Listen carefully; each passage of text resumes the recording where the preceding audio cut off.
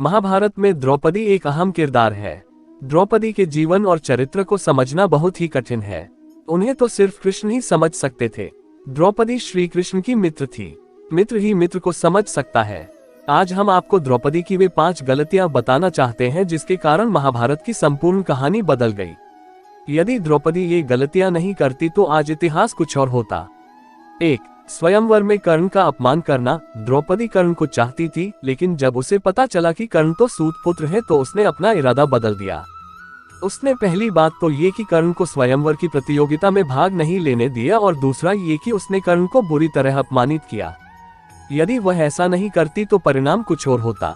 हालांकि द्रौपदी के पिता ने द्रोणाचार्य की मृत्यु की प्रतिज्ञा ली थी और उनका वध अर्जुन के अलावा और कोई नहीं कर सकता था, इसलिए वे चाहते थे कि उनकी पुत्री का विवाह अर्जुन से ही हो।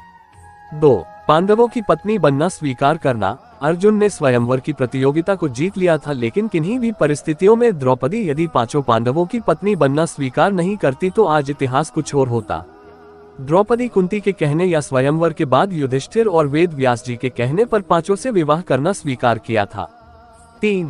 दुर्योधन का अपमान। द्रौपदी ने ही इंद्रप्रस्थ में युधिष्ठिर के राज्याभिषेक के समय दुर्योधन को कहा था, अंधे का पुत्र भी अंधा। बस यही बात दुर्योधन के दिल में तीर की तरह धंस गई थी। यही कारण था कि द्यूतक्रीड़ा में उनसे शकुनी के साथ मिलकर पांडवों को द्रौपदी को दांव पर लगाने के लिए राजी कर लिया था। द्यूतक्रीड़ा या जुए के इस खेल ने ही महाभारत के युद्ध की भूमिका लिख दी थी, जहां द्रौपदी का चिरहरण हुआ था।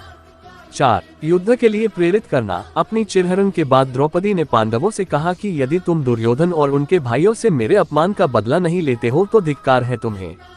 द्रौपदी ने पांडवों से कहा कि मेरे केश अब तब तक खुले रहेंगे जब तक कि दुर्योधन के खून से इन्हें धो नहीं लेती।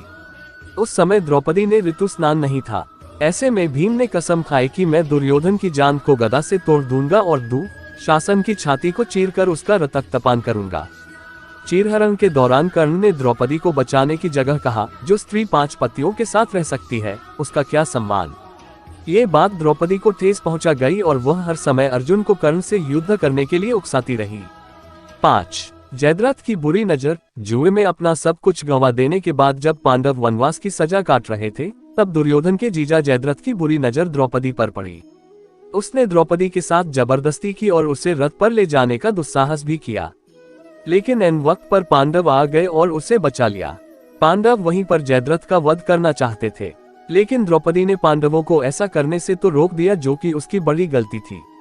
द्रौपदी ने जयद्रथ के सिर के बाल मुंडवाकर 5 चोटियां रखने की सजा दी और सभी जनता के सामने उसका घोर अपमान करवाया। जयद्रथ किसी को अपना चेहरा दिखाने के लायक नहीं रहा और हर पल अपमान को सहता रहा। इस अपमान का बदला जयद्रथ ने चक्रव्यूह में फंसे अर्जुन के पुत्र अभिमन्यु को मौत के घाट उतार कर लिया। तो ये थे द्रौपदी की महाभारत को रचने में खास भूमिका। हालांकि द्रौपदी का उपरोक्त के अलावा और भी बहुत कुछ योगदान रहा है।